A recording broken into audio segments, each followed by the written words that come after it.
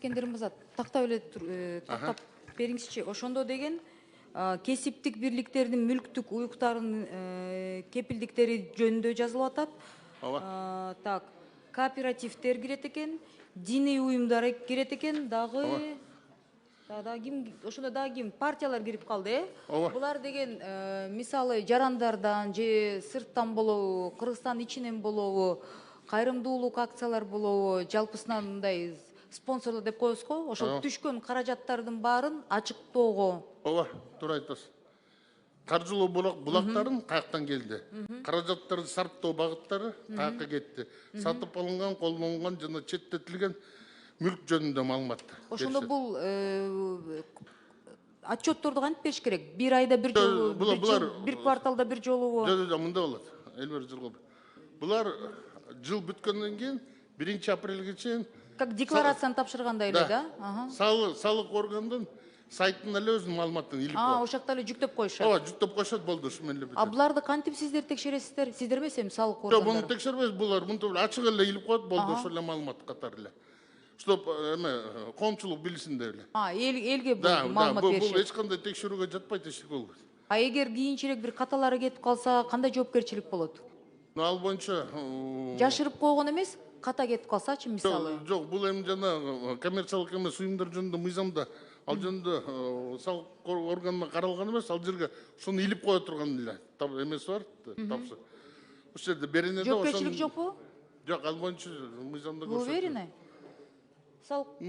По крайней мере, салык органынан сурап көрөм. Налоговойдон барбы? Айтып койсуздарбы? Кончбек мырза, саламатсыздарбы? Айтып койсоңуз, ошондо деген мисалы диний уюмдар болсо, ал уюмдарда ороз убагында жанакындай биз эми элдерден чогулган акчалар болот, ошол жактан бир ката кетирип калсачы, кандай болот жоопкерчилик да? Мисалы, айылдарда, өзгөчө айыл жергесинде баардык эле сөзүнүн ачыгы бухгалтериянын көп 100% түшүнгөн адамдар эмес да. Алар өмүрүн буга чейин отчет бербесе, вдруг ката кетип калат. Кандай жоопкерчилик болот? Ошону биз расмий айтып коелу да. Өзү салык мыйзамдарына ылайык салык органдары өзүнүн тартиби менен карай берет. Буга эч кандай тиеши жок. Булар эми баягы булактарын каяка кетирди, алынган мүлк боюнча маалымат деле илип койгон. Ошондой талапты аткаруу боюнча. Ошондо ар бир мечит отчет берип калабы? Ошондо эгерде өзүнчө каттоодо болсо анда берет. Өзүнчө каттоодо болсо. Региондордо мисалы, ал өзүнчө сайтка, ошол салык кызматынын сайтында илиш керек. Кончбек мырза, мен туура түшүндүрүп берип атамбы? Саламатсызбы, Кубанычбек Исабеков, салык кызматынын төрагасынын орун басары. Элвира Жаргалбековна, сиз туура эле айтып атасыз. Негизи бул талап деген 21-жылы депутаттар тарабынан демилгенип, мыйзам кабыл алынган. Ошол жерде ушу салык кызматынын сайтында ушундай маалымат болуш керек деп, бул жалпы азыркы учурда саясат болуп жаткан ачык, мындай айтканда, каражаттар болсун деп. Жоопкерчилигин айтып коесуздарбы? Жоопкерчилиги боюнча эми молдолордун жүрөгү үшпөсүн деген сөзүм да. Азыр деген мындай мынтип салык деп алар бухгалтер издеш керекпи срочно, кандай болуп калат да? Жок, негизи ошо 21-жылы мыйзам кабыл алынганда ал болгону ошо коммерциялык эмес уюмдардын эле мыйзамына кирген нормалар. Жана билесиз да, кодекс о правонарушениях ал жакка болсо кирген эмес. Мындай айтканда эми сиздер киргизип атасыздар, Жок, азыркы учурда бул кодекс правонарушениялар деле жок, бул мыйзамда деле.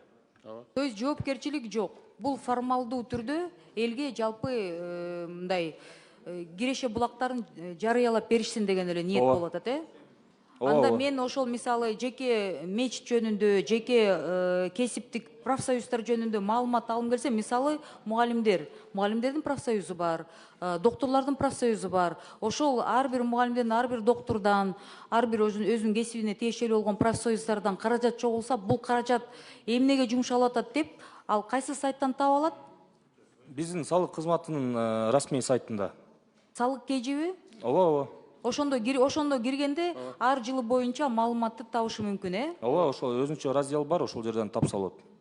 Элвира Жаргалбековна, мисалы үчүн былтыркы жылдын жыйынтыгы менен 1969 ушундай уюмдар маалыматты илишкен, баш аягы баягы келген 9 миллиард 796 миллион 446 миң сомдук Сиздердин каржылоо маалымат болгон. жалпы каржылоо боюнча мисалы ошол доктурлардын профсоюз эмеси бирикмеси жөнүндө же мугалимдердин профсоюз бирикмесинин кирешелери жөнүндө данныйлар барбы азыр?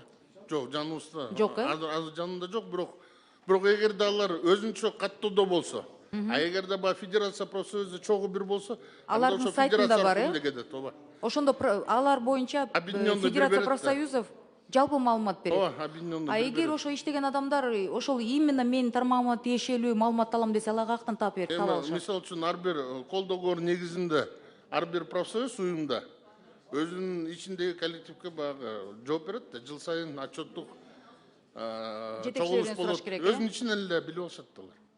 Эми ушунча биротоло барганда ар бир тармак боюнча өзүнчө бир бөлүштүрүп маалымат табылса Бирок жашолмок карап коюш керек, 1969-тун арасында деле бар болуш керек. мүмкүн. Же профсоюздан уштан. Ошондой эле бар болуш керек. Все түшүнүктүү, колдойм. Рахмат.